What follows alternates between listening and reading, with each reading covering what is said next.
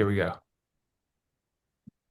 Therapy dudes, take away your stress, put you in a good mood. If you had them over, they would eat up all your food. It's time for therapy dudes. Okay, I am with Andre the Giant. Very excited about today's topic. We are digging into a giant one at a very relevant time of year because we are right now 3 weeks out from the end of the school semester in Boulder Valley, and most colleges are 2 weeks out from the end of their semester. I believe that CU is even less than 2 weeks out. I think they're going to start finals this week and Think so. be finished before the 15th. So this is a very challenging time, I think, for students as well as their parents, because it's kind of the fruition of whatever long-term habits we've had over the past 4 months as students around studying, tracking what our work is, tracking how well we're doing, and adjusting and modifying and being able to put in effort and not procrastinate or resist whatever it is that we set out to do. And the first thing that I want to talk about is that I think there's a utility in trying to see not just the end results and focusing so much on the value of that, but on having an ongoing feedback loop of the intention of what we're trying to get done, either in a given week, a given month, a given semester academically, and then the effort that we put in and the results that we get, so that we're trying to like kind of calibrate the goals that we're setting with the effort that we put in over time to see what's necessary in yielding results. So, for example, what I often see is students who tend to miss the mark by undershooting it, right? They plan on getting A's or B's, they plan on getting a certain grade on a test, and then somehow things don't come together, and Oof. it's the teacher's fault. Like most of my life. Like most of your life. Yes. We're trying to level you up here, Okay, Andre, thank you. for the Finally, I need future. it. Yeah. I know you have lots of tests and exams coming. So, Oh, God. no, if you It's ever have a behind me. test again, this can be, but I actually think this is useful because I do think it translates well to a lot of goals that we have for ourselves, whether they're personal goals, relationship goals, career Oh, goals, perfect. Because I that didn't want to talk about school the whole time. we're talking about school the whole time. Um, but I do think this idea of like really tracking, right? Having a clear intention, remembering what our intention is, writing it down can be highly significant because it's one thing to just have, one or two experiences where we kind of miss the mark and undershoot it with our effort. And oftentimes students will explain that away by blaming the teacher or the way the test was worded or the way the review sheets didn't quite address what was going to be on the exam or how their paper got graded unfairly or whatever it is. It's like this is somebody else's fault. This is somebody else's fault. This is somebody else's fault.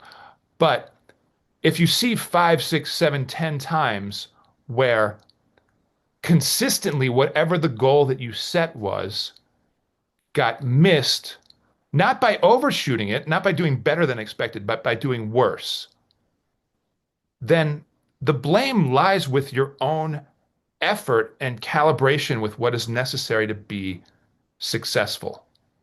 And I think, Hmm. especially when it comes to academics, when people do this process long enough where they're really trying to calibrate and being intentional about what they want, a general truth comes out, which is that it is better to try to overshoot from the start and get ahead than it is to like just sort of assume that everything's going to work out blissfully and there's going to be no mishaps. And even if you get a little behind, it's no big deal because you can probably make up assignments or homeworks or quizzes or tests that you didn't do well on or ask for extra credit or things like that. Like the idea that, oh, I'm digging myself a little hole, but I can get out of it is wishful thinking.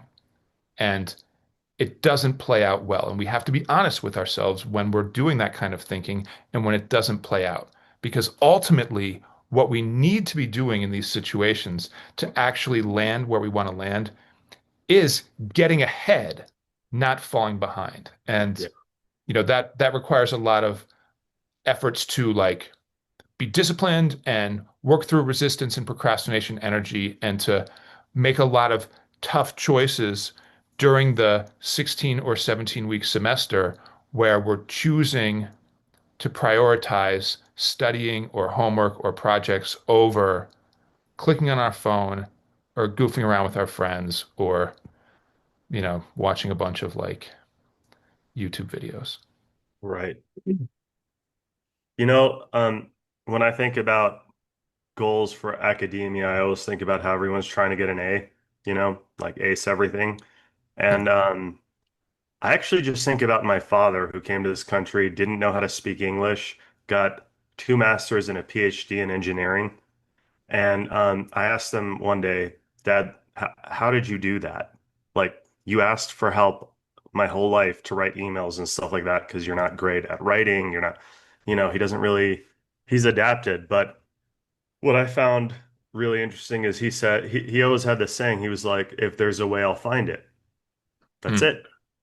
And I think adaptive capabilities around academia or life in general are way more um I don't know, healthy and open way more doors than suggesting that there's one way to get to where you need to get, or one way, or the only thing we need is an A. And if we don't get an A, like, what does it mean about you if you don't get an A?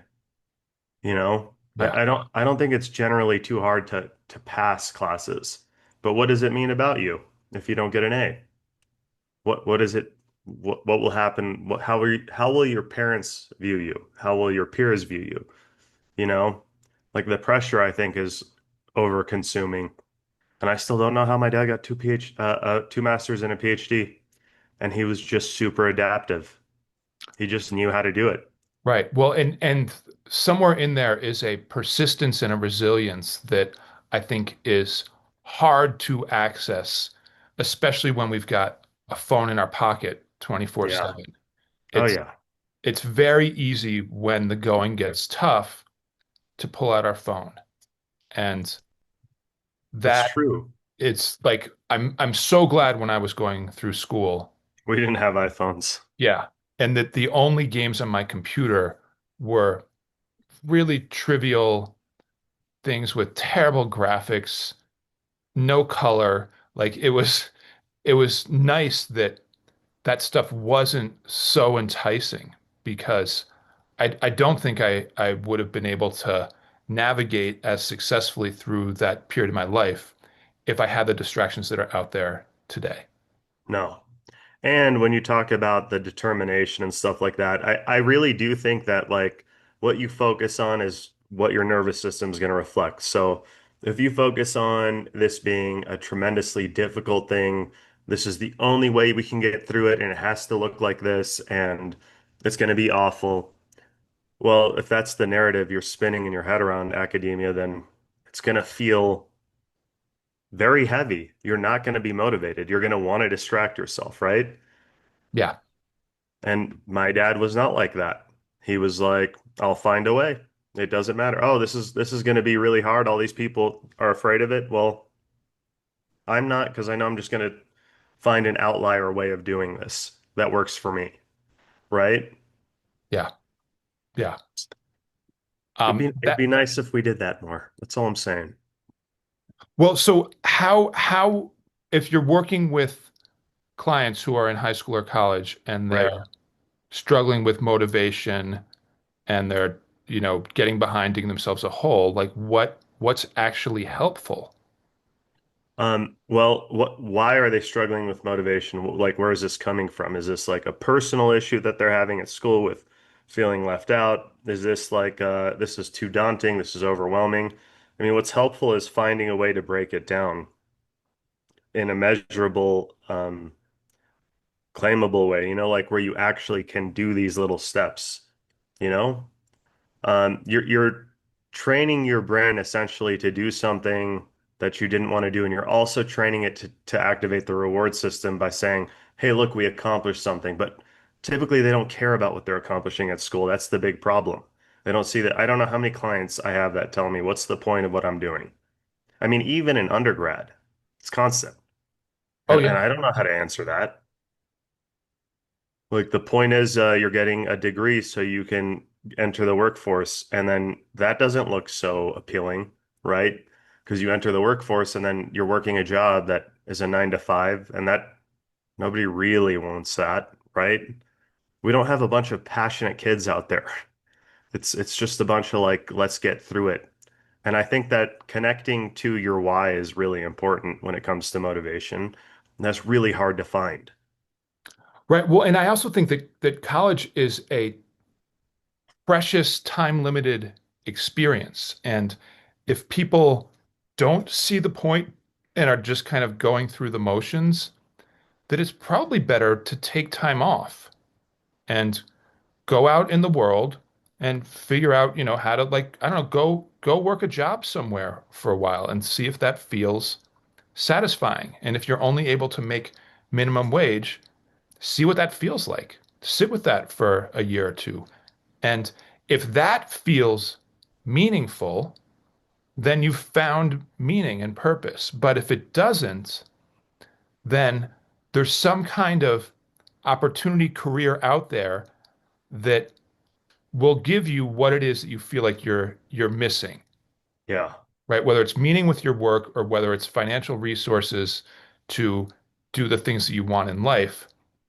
It may point to this idea of either getting more technical training through a tech school or going to college. And then you've found your why. But if you don't have it and you're just going through the motions and your mind is constantly kind of, you know, belittling what you're doing in class and finding ways to argue that it's useless and it's never going to make a difference in your life, you're wasting like precious years and tens of thousands of dollars Yeah. on It's this not an experience expensive. that is rare, right? It's going to be very Yeah. rare later in life to have multiple years where you've cleared out your calendar and you can be able to just focus on learning. So if you're not taking advantage of the structure of college, take a break. Go see what's out there. Try to figure out what you're all about. And you got to get away from screens. They are like sucking the life force out of like not just the young generation, out of like adults too, out of like Everyone. older adults, right? Yeah. It No, everyone's getting it. right, it's very cleanly sapping motivation. And just to go off on that for a minute here, dopamine is meant to be the reward that we get for doing something that actually improves our life Yep. situation, right? So tribally, if we were getting up in the morning and going out to collect berries or work on our hut or improve our connections and our status within the tribe, right? We would be getting some dopamine payoff for those life affirming, life enhancing activities. Right. The Yeah. problem with the time that we have on social media or gaming or endless scrolling is that the developers of those have learned how to hack that dopamine reward system. Our brain doesn't understand the difference. Not the part that releases dopamine, right? That's the part that doesn't understand the difference. Our smart thinking brain can see the difference between these two things, but the reward system won't Doesn't know. differentiate between I've collected virtual coins, Right. I've leveled up my character. I've completed this quest on my game. I've gotten 100 likes on my post, right? Yep. Those things will give us a payoff, even though they haven't actually moved our life forward in any meaningful way. Not at But, all. right? But the lizard brain feels satisfied. It's like, I have taken care of Because it's business. getting dopamine hits Yeah. constantly. Right. So it's misinterpreting that as like success, but Exactly. it's Because not it's success. our biological, it's hacking our biological wiring, is what you're saying. And one thing people need to understand is, dopamine's not supposed to come in waves like this constantly. We actually we're not getting much out of it. And as you're saying, we're getting it for things that are trivial that really shouldn't be hitting us. It's almost like fake, right? Like, what is a hundred Facebook likes on a post gonna do for you, really? Like, do you feel more connected? Do you feel more loved? Somehow it's a fake sense of these things, right? Right. But the dopamine is coming out and it's releasing, so you think that you got to keep doing it. The problem is serotonin, which I believe is the motivator chemical in our brain. We don't have that. It's not happening. We don't need it's like we're bypassing it. That's why so many people are struggling with addictive behaviors because they don't have and a lack of motivation because there's no reason. There's nothing propelling anyone towards anything. We don't have this message in our society that speaks to young men or young women on why they should be what they are and move towards anything. It's all like everyone's for themselves in that way, right? We don't have anything but screens, fast food, all these ways of connecting I've moved on to social media platforms, and I've never liked social media. I had a Facebook like 15 years ago, maybe 10 years ago. I deleted it. I saw it back then. I was like, this is fake.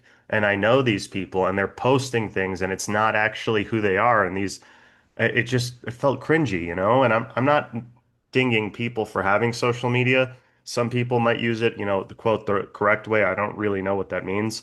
But I created an Instagram a couple years ago when my daughter was born to have a collection that won't I won't get lost. I made it private of pictures of my daughter. That was it. And apparently it shows your profile to people so they can see that you got on there. And those are my followers or the ones that kept saying be my friend or whatever. And they were close. There were people I'd see at basketball or people I'd see from day to day. But outside of that, I've never saw the appeal. And I just put pictures on there of my daughter, recently of my father who passed away, and that's it. These aren't pictures of me. I'm not interested in broadcasting my image and how my life is going to the world because I know that that's a fake form of connection. Like, call me if you want to connect with me. Let's go on a hike. Let's go grab coffee. Or even just text. I'm not even a big fan of texting, but face-to-face interactions are going away. And I truly think that the younger generations who are struggling at school are struggling because they cannot find the motivation for anything because we're hacking. There's no serotonin. We're hacking it.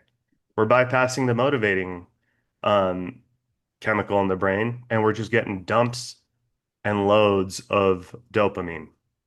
Right. And the litmus test for this, I feel like, is after the fact, right? If we have gotten a chemical hack, it will have kept us sort of busy in the moment. But as we wind down our day, if we're feeling like, oh my gosh, I'm wasting my life, I hate Wow. myself, I'm not Yeah. accomplishing anything, right? We haven't done something that's holistically beneficial. If we do the metaphoric equivalent of going out there and gathering berries or working on our hut or increasing our status in the tribe, we get the chemical benefit, but we also get the psychological benefit so that at the end of the day, when we kind of look back over our life, we can feel good about what we've accomplished. And when people are like leveling up their character in a game that they've already spent 300 hours on, or just scrolling endlessly through videos or Instagram Reels or YouTube or whatever it is, or watching people play computer games, which Right. always seems a little weird to me. That is weird. Like I want to respect that. Like I didn't grow up in that environment, so the appeal and the allure is something that like we never had like sort of wired into us at a young age. And I don't want to take away, from like that sort of digital native experience that younger people are having, except to say that if you go to bed at night and you're not feeling holistically satisfied, you've been hacked. You're not Yeah, you're not doing something that is well actually said. embodied and healthy for your whole being and for your future. And the culprit is probably these hours that you've dumped onto a screen. That's like eating sugar and feeling like, oh, somehow this is supposed to nourish my body. It's like, Right. no, No. it tastes good in the moment, but you And have to pay for it later on. And what you're referring to is something I call, and I'm sure this is a term in psychology. I don't know who coined it, but I call it this at least, the silent observer. We all have a silent observer inside of us. You can call it the soul if you're spiritual. You can call it like your higher self or just the actual authentic essence of you that exists and that has a set of values and goals that know exist within you. And it's observing your life day to day and being like, what are we doing? Like are we moving towards anything we actually want? Oh, we don't feel a sense of control or power in anything. Yeah, that's because we're doing things that take all of our time away all day, every day, that don't push us towards any of our goals. And sometimes that's from addictive behaviors. Sometimes we're kind of frozen in fear. We're too afraid to move out and explore the world, right? And sometimes it's because we look at the amount of schoolwork we have and we just feel like there is no, feasible way for us to break it down and make it work. And it's just this, I have no control. And that's really why you feel that way. You don't feel like you're in control of Yeah. anything. All right, I know we have to wrap this one up. I'm getting distracted now by wanting to find the perfect sound on my soundboard. Well, I'm distracted by your pink sunglasses. What the heck, man? These are my game day sunglasses, man. I love them. I've never I'm seen them dialed before. in. I'm All locked. right. All right. You know, I've worn them before, but since you never look at me during our Zooms because you're reading articles in the background, this is why you haven't seen them. All right, so here's the two sound bites that I wanted to use. One is, if you're wondering whether or not what you're doing is worthwhile, you just have to ask yourself, oh shoot, wait. If you're wondering if what you're doing is worthwhile, you just have to ask yourself, Where's the beef? where's the beef? The other one Oh, is my favorite Willy Wonka quote, which is him chastising young Charlie for his um, ignorance or impudence or his thinking that everything was fine when really he hadn't actually put in the right kind of work. So you get nothing. You lose. Good day, sir. And the longer version of that, It's all there, black and white, clear as crystal. You stole fizzy lifting drinks. You bumped into the ceiling, which now has to be washed and sterilized, so you get nothing. You lose. Good day, sir. yeah, he that thought he that movie always freaked me out. what? It's kind Um, of creepy that this guy is like bringing kids into his factory and giving them candy and they're all dying and exploding and stuff. I don't know. I was always creeped out. oh my goodness. I think you were watching it through the lens of a child, and I was watching it through the lens of like a parent and being like, oh my Of an gosh, older man. look at all these of an elder, right? Look at all these like reckless behaviors. Like it's almost like if you think of like the seven deadly sins, like four of the children were, doing things that were completely dysfunctional behaviors. And Charlie, who, came from nothing and just had a very sort of humble, modest view of himself in life, was the one that actually had what it took to be able to like take over the reins of this like company, right? And it wasn't just about like you get to like win chocolate or money. It was like you're taking over this business. He's looking for a successor, and that the the wrong kind of behaviors, it's sort of like a cause and effect movie in my mind. Anyway, Oh, I know that we makes gotta sense. we gotta run, but in part two of this, I want to get a little more focused on parents and what they can do to support their kids in these sort of academic challenges that are facing our kids these days. All right. Therapy dudes, take away your stress, put you in a good mood. If you have a moment